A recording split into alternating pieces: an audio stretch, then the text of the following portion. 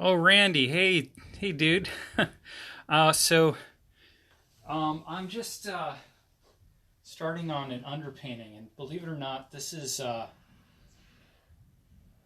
it's oil-based house paint. So it's hard to get that in California. I bought up a whole stock of it about 7 or 8 years ago, and I've been working off of these big containers.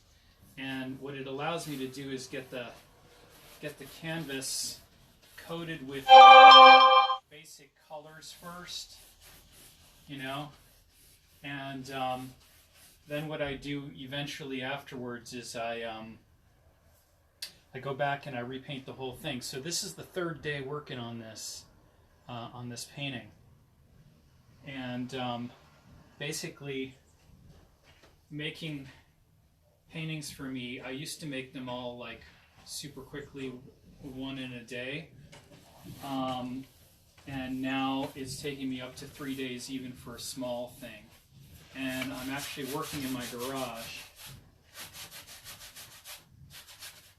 And it really helps to get, like, basically, it's almost like a color by numbers or paint by numbers kind of deal, where I do the drawing and get that really mapped out carefully, and that takes me a couple of hours. You can see the drawing is kind of a nice drawing. Like if it was on a piece of paper, it would be something that I would actually offer for sale eventually. And then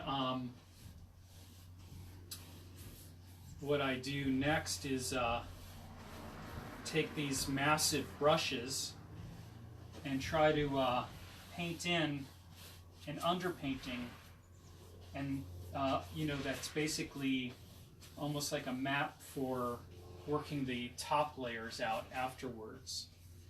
And so probably this painting, like, even though this is the second day I'm working on it, it might go as many as 4 or 5 days of working on it.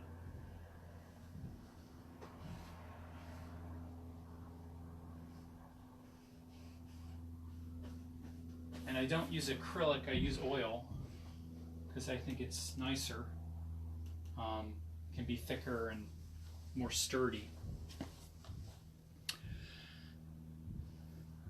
And in some ways, it doesn't matter what the underpainting looks like. It's basically a roadmap. Hey, Brock. So I'm just waving at everybody. Let them know that I'm here.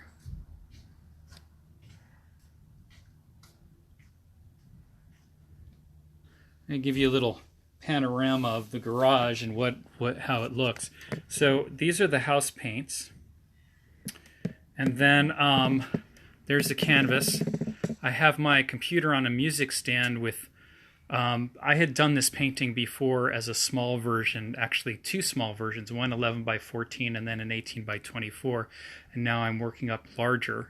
And this is what the rest of my garage looks like where I work.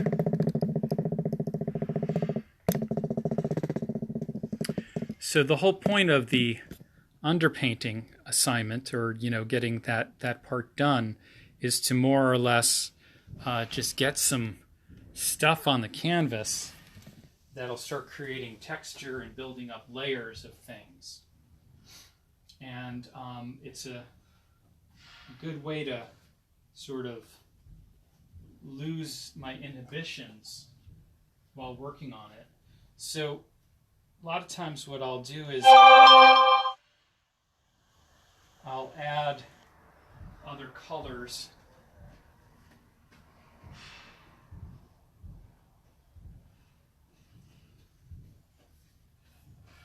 that I have left over to give some tonal variation, but I'm not really sure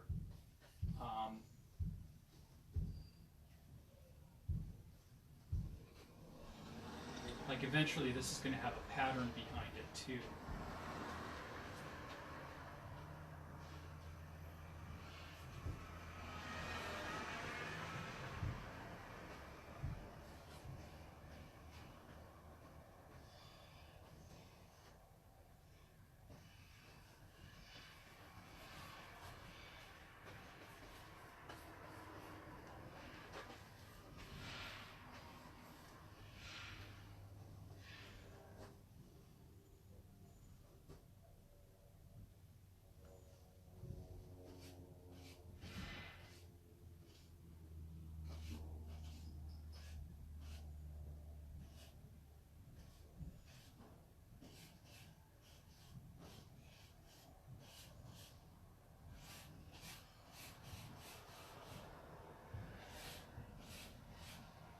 There's this saying that one of my teachers used to say, which was, if you use a color one place, try to use it everywhere.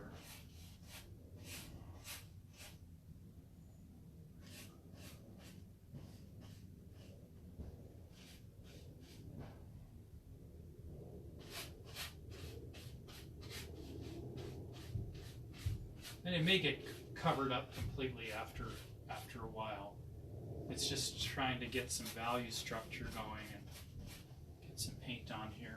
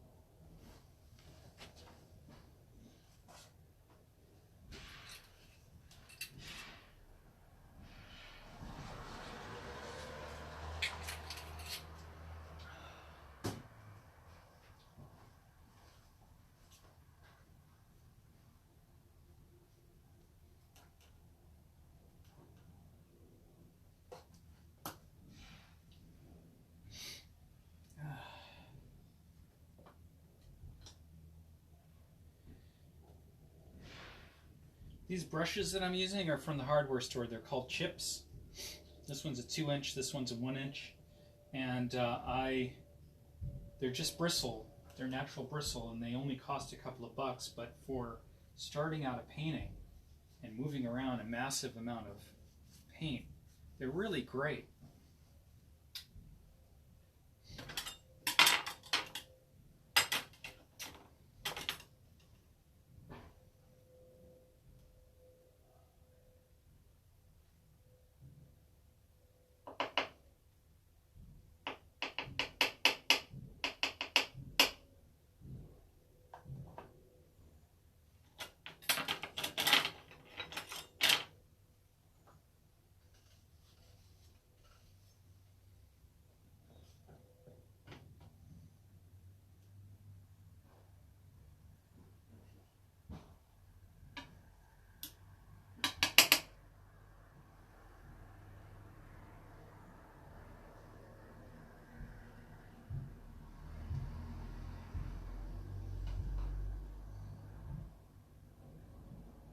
The Jackson Pollock School of Painting, right?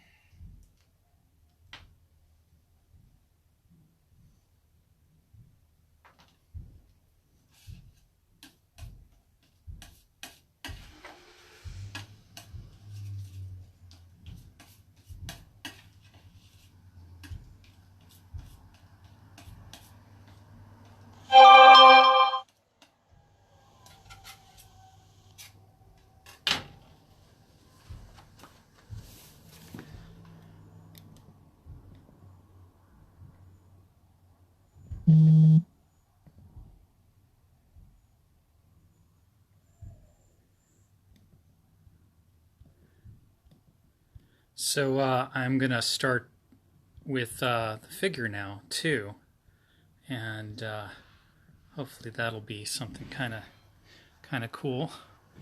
Um,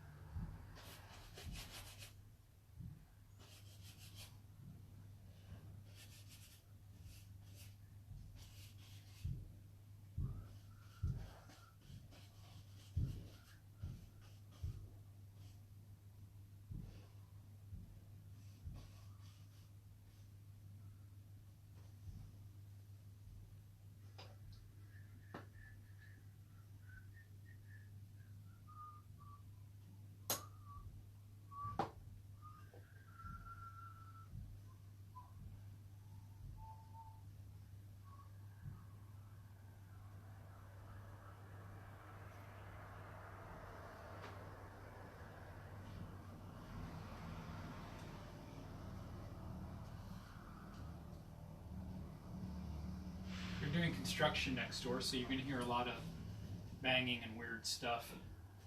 Sorry. um,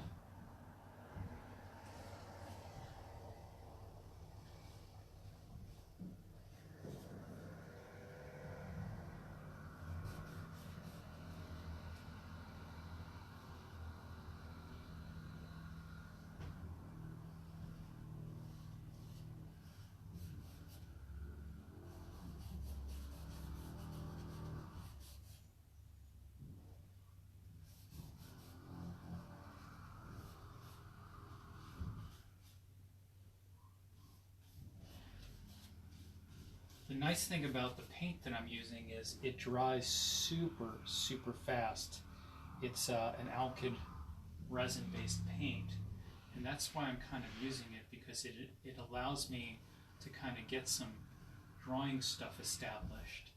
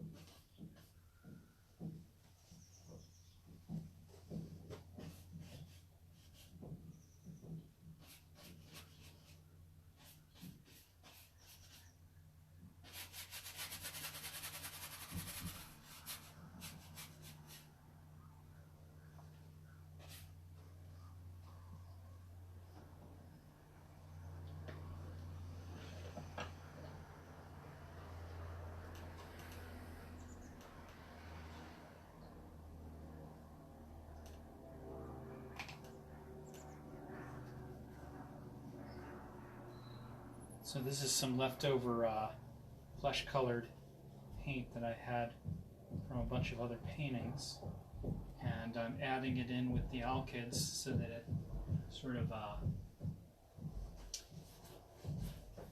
becomes more viscous.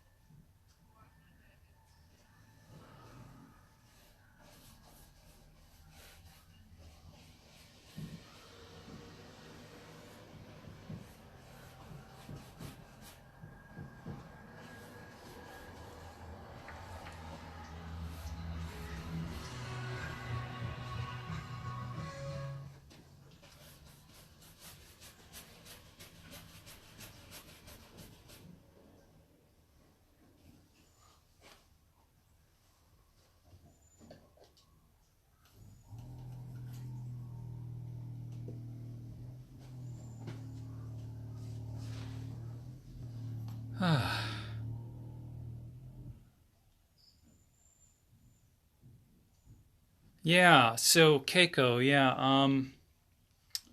I use the largest brushes I can for as long as I can stand to, and then go back in with smaller brushes to try to refine areas. But remember, this is still the underpainting. Hey, Kathleen and Bradley, and Philip. Uh, so basically, like I said, it's an underpainting. So if the drawing isn't really refined, I can refine it later as long as the big proportions are kind of set up. And so then I try to, work out the details in the subsequent layers. So a big painting like this, like I said at the beginning, it's going to take me a couple of days to work on this one. It's not something that I can just knock out. It'll be probably closer to 4 or 5 days working on it, and then coming back and doing little touch-ups and things like that here and there.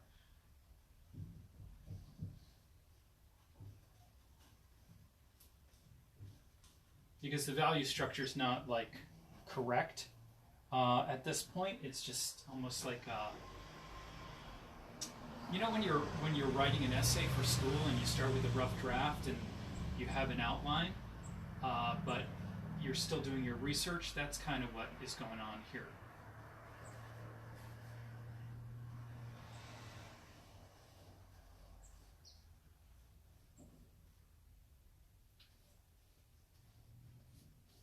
And because I sort of have an understanding of color to some extent, I don't think anybody ever really quite understands it perfectly.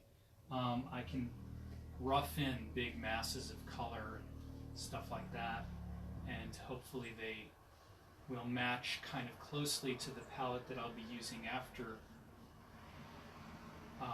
when I start working on the larger things.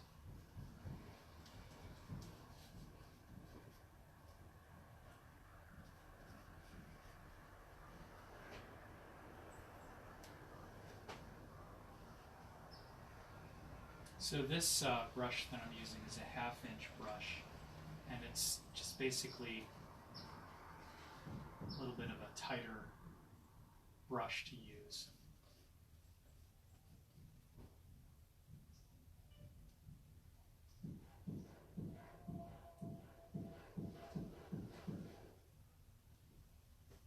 It almost kind of looks like something.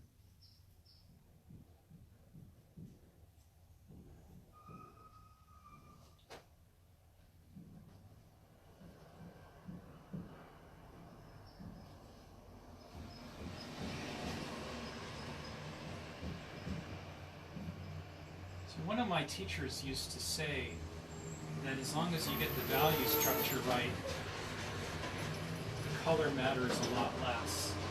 And over the years of painting, I've kind of felt like that. Like it seems to me like value structure matters a lot more than actually the color.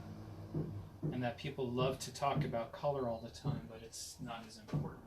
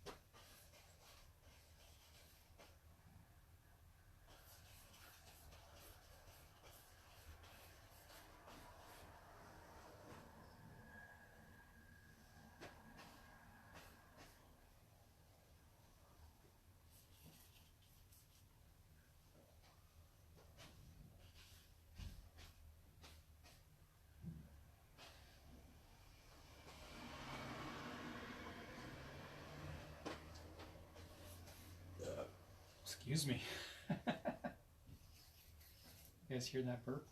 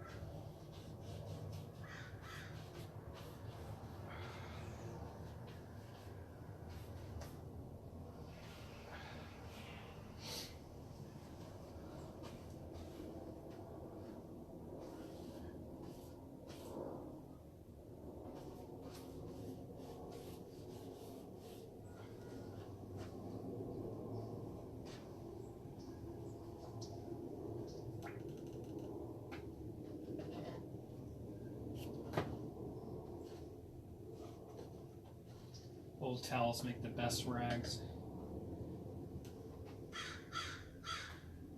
So one of the things that I like to talk about with my students when I'm teaching painting is the direction of the brush. So if you're using the edge of the brush, you can make a straight line.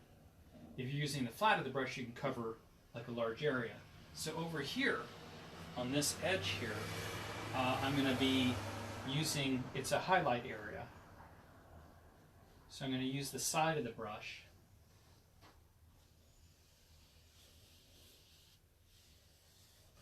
to sort of sketch in that line.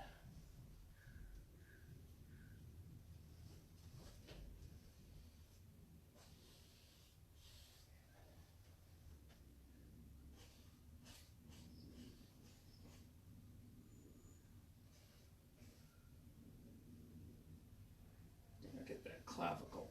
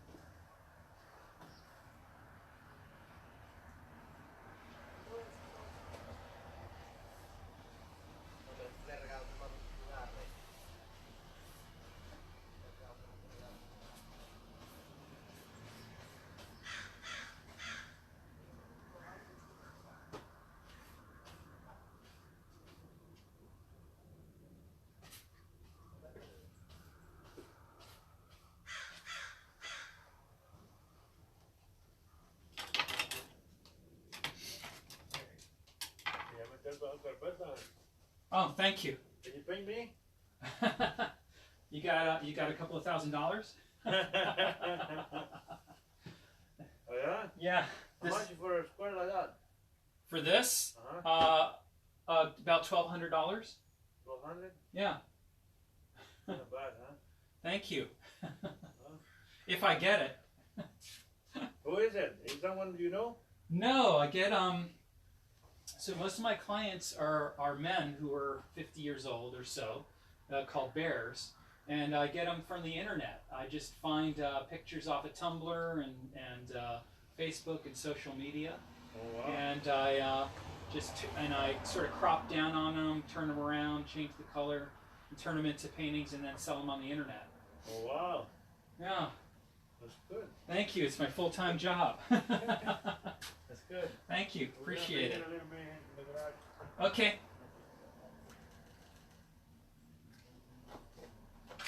So some people are doing construction next door, and my garage door is open, so people are always watching me. It's kind of a funny thing. So let's talk about the beard for a minute and the hair that he has going on with him.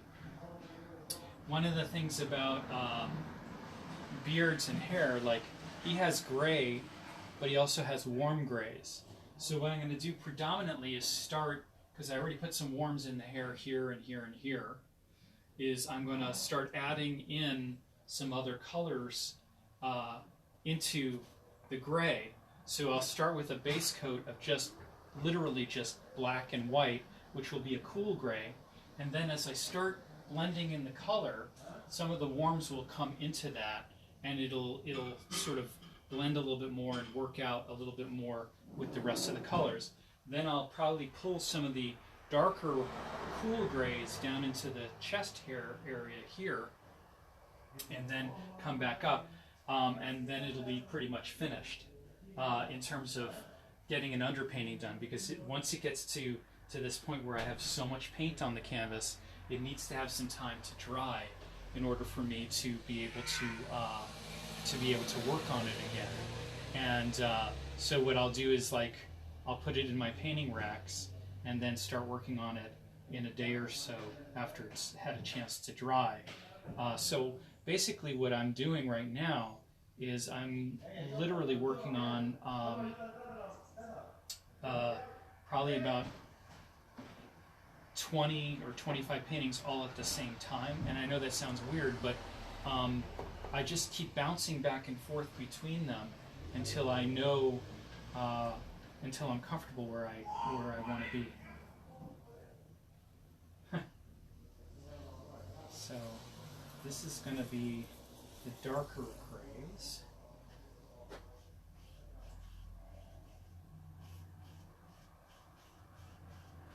I need to get to this upper lip too. You see how it sort of combines with some of the warms that I brushed on or dry brushed on earlier?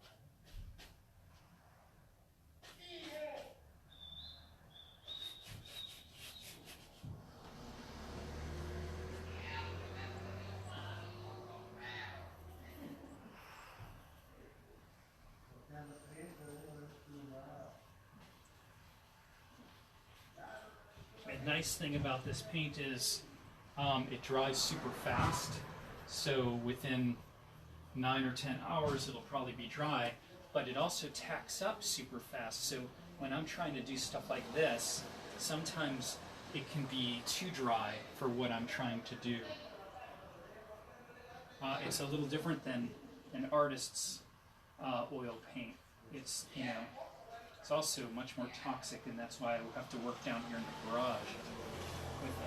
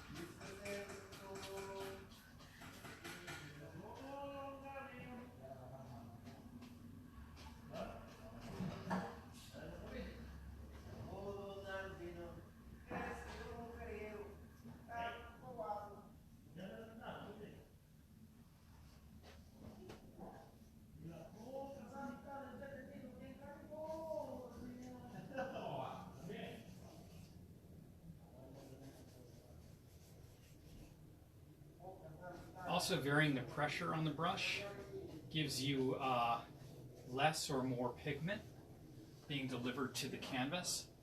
And so that sometimes is useful to understand that.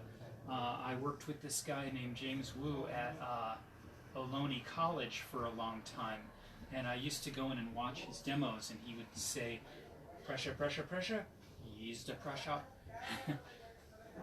And it was kind of cool to watch him paint because he was so calligraphic in how he handled brushwork.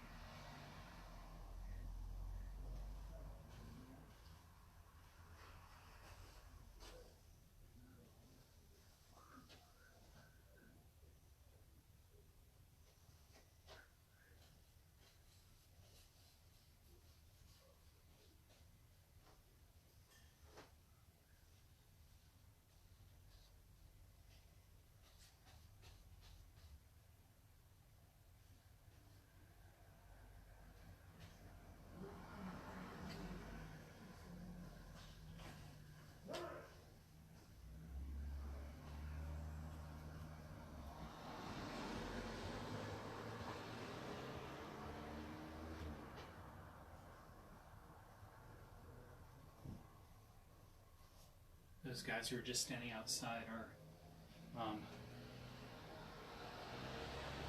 eating in the garage next door, and it smells incredible, so I'm going to have to quit soon and grab some lunch.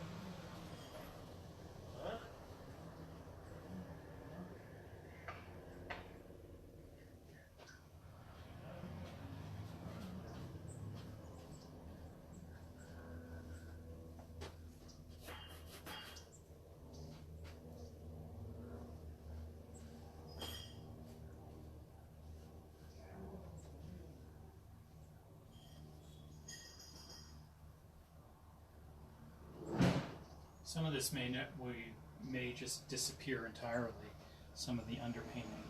So, and that's okay, you know, like.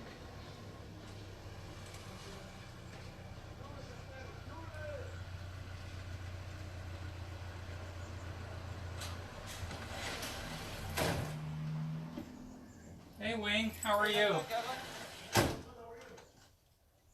how are you? Good. You have a package for me? Yes. Oh. You call the signature, that's why. Don't worry. Yeah. And Thank you. yeah.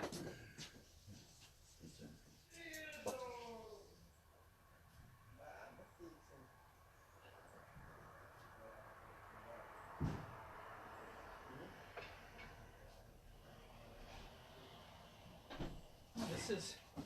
Don't know what This, oh, it's my paintings being returned to me from a show. Oh. Yeah, I had a show in Las Vegas. Oh wait. Yeah, I was in a show with a bunch of other people. Oh, okay, Yeah. okay.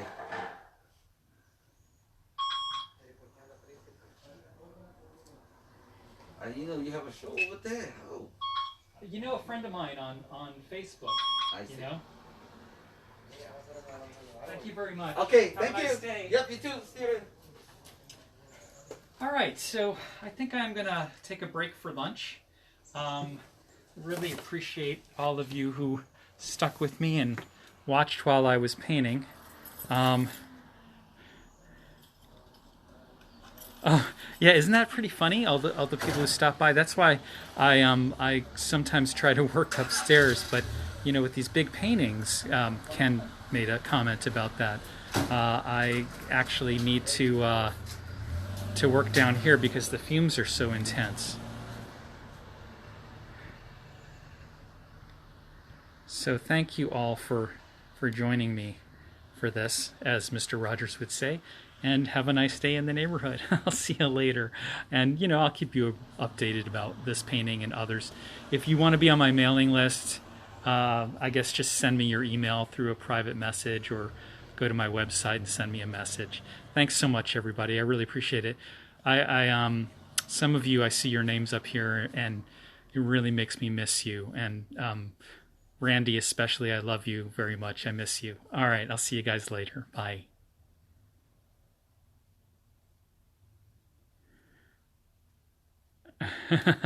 Explaining what the bear was. Yeah, that's pretty funny, right? All right, see you guys.